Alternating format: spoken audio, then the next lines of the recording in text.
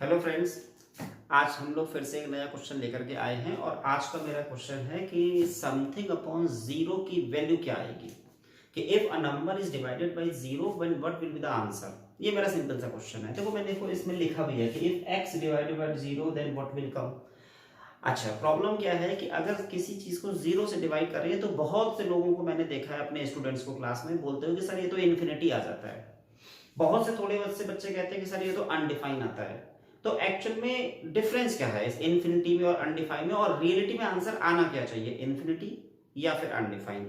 आप वीडियो को पॉज करिए और आप भी सोचिए, 2 मिनट का मौका लीजिए कि आपके हिसाब से इन्फिनिटी आएगा या अनडिफाइन आएगा। फिलहाल अभी हम जल्दी ही इसको क्लियर कर देंगे। देखिए, इस बात को समझाने के लिए मैंने यहाँ 3 मेथड लिखे हैं। First one is childish method, थोड़ा हंसी मजाक वाला मेथड होगा। दूसरा लॉजिकल मेथड और तीसरा मैथमेटिकली। हम इस कॉन्सेप्ट से जो भी आंसर आ रहा है उसे तीनों तरीकों से देखेंगे कि रियलिटी में आंसर एक्चुअल में आएगा क्या। चलो तब देखते हैं। सबसे पहले जब हम चाइल्डिश मेथड पे जाते हैं तो हमें पहले डिवीजन का कॉन्सेप्ट देखना होगा कि डिवीजन का कॉन्सेप्ट होता क्या है। देखो एक छोटा सा मैं एग्जांपल ले रहा हूं। जैसे मान लीजिए आपके सामने लिखा हुआ है कि 40, यहां पे लिख देते हैं कि 40 डिवाइडेड बाई 5। तो यहां आ क्या रहा है, 40 डिवाइडेड बाई 5 का मतलब होता क्या है, आप बता सकते हैं? सिंपल 10 नहीं, 5 8 जा 40, 8 आ गया। ये 5 8 जा 40, 5 into 8 इक्वल्स टू 40। इसका सिग्निफिकेंस क्या है 40 डिवाइडेड बाय 5 इक्वल्स टू 8 का? हम बताएं आपको। देखिए, if we have 40 apples and we want to distribute these 40 apples among 5 children, then each child will get 8 apples। 40 apples का डिस्ट्रीब्यूशन 5 चिल्ड्रन में करना हो तो हर एक बच्चे को 8 8 एप्पल्स मिल जाएंगे। तो वो शॉर्ट फॉर्म में लिखिएगा कि यहाँ पे 5 चिल्ड्रन है और 5 चिल्ड्रन है एंड ईच गेट्स 8 एप्पल्स। तो यहां से कुल मिला के आ क्या जाएगा, 40 एप्पल्स आ जाएगा। एक सिग्निफिकेंस समझ में आ गया होगा। इसी लॉजिक को देखो हम दूसरे तरीके से देखते हैं। अगर हम 40 डिवाइडेड बाई 0 करें, जो यहाँ पे आया, और आप में से कुछ लोग आंसर इन्फिनिटी होगा ना, पहले हम वही वाला आंसर देखते हैं कि इन्फिनिटी अगर आंसर है तो क्या रियलिटी में इन्फिनिटी आंसर होगा, देख लेते हैं। पहले हमें पता नहीं है अभी कि सही आंसर क्या है, कि 40 divided by 0 equals to infinity. तो अगर इसी लैंग्वेज के बेसिस पे चलें तो यहाँ है क्या कि there are 40 apples and 0 children. It means 40 apples are to be divided among 0 children and each child will get infinite apples। सिली बात। देखिए क्या मैं बोलना चाह रहा हूं, यहाँ पे 0 चाइल्ड है और 0 चाइल्ड में हर एक को कितने मिले हैं, इनफाइनाइट एप्पल्स मिल गए हैं। 0 चाइल्ड को इनफाइनाइट एप्पल्स मिले और इनका सम 40 एप्पल्स के इक्वल आ गया। आप बताइए, आपको सेंसलेस स्टेटमेंट नहीं दिख रहा? 0 चाइल्ड को इनफाइनाइट एप्पल्स मिल रहे हैं और फिर वो भी 40 के इक्वल है, जो डिवीजन के कॉन्सेप्ट से। तो मेरा मानना है कि ये सेंसलेस बात हो गई, इसलिए 40/0 इनफाइनाइट नहीं आएगा, ये कंफर्म हो गया। एक बात क्लैरिटी हो गई कि इन्फिनिटी नहीं आना है, इसी को चाइल्डिश मेथड कहते हैं। अच्छा, एक तरीका और भी है। कुछ लोग ना वो सीधी सा आंसर देते हैं इसका। देखो क्या कहते हैं, 40/0 इक्वल्स टू इन्फिनिटी। कुछ लोग कहते हैं सर ये आंसर होगा, क्यों 0 से डिवाइड करोगे इन्फिनिटी आ जाएगा, कैसे? मैं उनसे एक बात पूछता हूँ। देखो कुछ लोग क्या बोलते हैं कि 0 को क्रॉस मल्टीप्लाई को तो 0 इंटू इन्फिनिटी क्या 40 होता है? क्या होता है वो बाद में कभी किसी और वीडियो में जान लेंगे, लेकिन 0 इंटू इन्फिनिटी 40 तो नहीं होता। तो कुछ लोग ऐसे भी कहते हैं कि इसलिए ये इन्फिनिटी नहीं आएगा, लेकिन ये एक्सप्लेनेशन सिली है। रीजन, जब कभी डिनोमिनेटर में 0 होता है तो आप उसे क्रॉस मल्टीप्लाई मत कीजिए, डिवीजन के रूल्स बिगड़ जाएंगे। ये डिवीजन में क्रॉस मल्टीप्लिकेशन पॉसिबल तब है जब नीचे नॉन जीरो क्वांटिटी लिखी हो। यहाँ 0 लिखा है तो वो नहीं करना चाहिए था। तो फिलहाल इस एक्सप्लेनेशन को देखना ही नहीं चाहिए। ये एक्सप्लेनेशन ज्यादा बेटर है जो मैंने चाइल्डिश मेथड के बेसिस पे कहा है। अब इसके बाद मैं अगले एक्सप्लेनेशन पे आता हूं जो है लॉजिकल मेथड। अब लॉजिकल मेथड के बेसिस पे आप समझिएगा। आप लोगों ने नंबर लाइन जानते हो? नंबर लाइन क्या होती है? मुझे उम्मीद है जानते होंगे। नंबर लाइन जिसपे सारे नंबर्स होते हैं।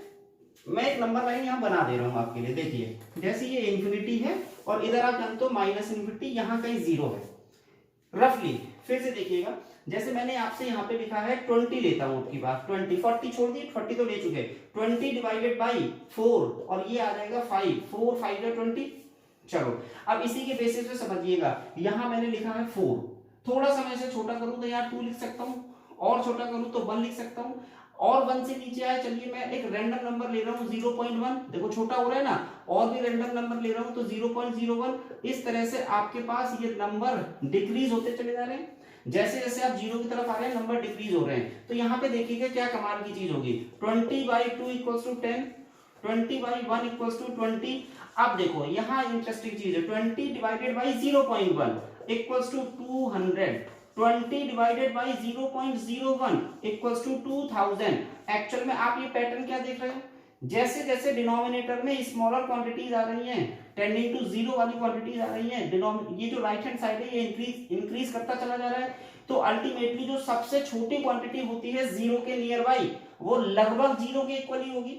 वैसे रियलिटी में जीरो नहीं, पर जीरो के बहुत पास होगी। तो इस पैटर्न को देखा जाए तो ये तो इन्फिनिटी आ जाना चाहिए। तो फिर प्रॉब्लम आ गई, अभी आपने प्रूफ करा था कि इस स्टेटमेंट का कोई मतलब नहीं होता कि 20 एप्पल 0 चिल्ड्रन में इनफाइनाइट तरीके से बढ़ गए, है ना, ये तो पॉसिबल ही नहीं है। तो फिर ये प्रॉब्लम क्या आ रही है, लॉजिकल में भी वही आ गया। देखो इसका एक काउंटर भी मौजूद है, वहां से आपको क्लैरिटी ज्यादा आएगी। क्या ये जीरो की तरफ जो टेंडिंग कर रहे हो आप, क्या ये केवल राइट हैंड साइड से ही कर सकते हैं, इसको लेफ्ट से भी तो किया जा सकता है।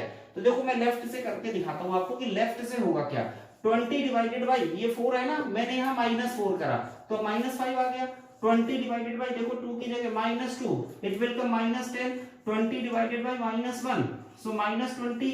अब देखो 20 डिवाइडेड बाई 0.1 नहीं -0.1, तो ये क्या आ जाएगा -200। एक बार और 20 डिवाइडेड बाई -0.01, ठीक ऐसे लिख दें 0.01, तो ये 2000। आप देख रहे हो ये किधर की ओर टेंडिंग हो रहा है। अगर 20 डिवाइडेड बाई 0, यहाँ पे समझिएगा, यहाँ पे था -4, फिर ये हुआ -2, -1, -0.1, इस तरह से आप इधर से भी तो टेंडिंग करके जीरो की ओर। जैसे आप राइट हैंड साइड से आ रहे थे, अब लेफ्ट से जा रहे हैं, तो ये बताइए किस तरफ आप मूव कर जाओगे। जैसे ये इंक्रीमेंट हो रहा है लेकिन नेगेटिव नंबर के साथ, तो जो सबसे बड़ा नंबर तो नहीं लेकिन सबसे बड़ा थॉट है वो इंफिनिटी है, और उसमें हमने नेगेटिव डाल दिया। आप देखो ये क्या हो गया, 20 डिवाइडेड बाई 0 इन्फिनिटी आया, 20 डिवाइडेड बाई 0 माइनस इन्फिनिटी आ गया, दो आंसर आ गए। You are not able to find the unique answer when divided by 0।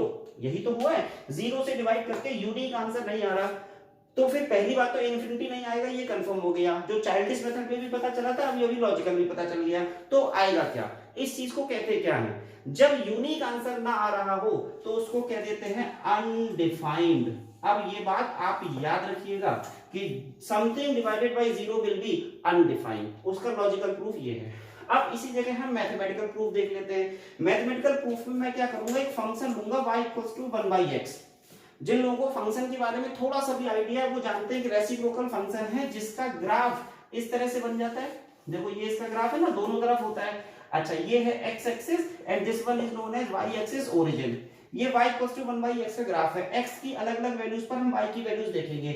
आप बताइए जब x इधर से आ रहा था, यहां से आप अप्रोच कर रहे थे x को पॉजिटिव से 0 की ओर, तो ये वैल्यू देखो ऊपर की ओर जा रही है, मतलब किधर चली गई, प्लस इंफिनिटी की ओर। और जब ऐसे ही नेगेटिव से 0 की ओर आ रहे हैं तो वैल्यू डिक्रीज हो रही है और ये चली गई माइनस इन्फिनिटी की ओर। तो देखो ये जो आपने प्रूफ करा था, राइट से अप्रोच करोगे तो इन्फिनिटी चले जाओगे, लेफ्ट से अप्रोच करोगे तो माइनस इन्फिनिटी चले जाओगे। ये है लॉजिकल, उसी का मैथमेटिकल एक्सप्लेनेशन ये है। इसी वजह से कहा जाता है कि समथिंग अपॉन 0 इज अनडिफाइंड। इस अनडिफाइंड का मतलब समझते हैं, it can not be defined.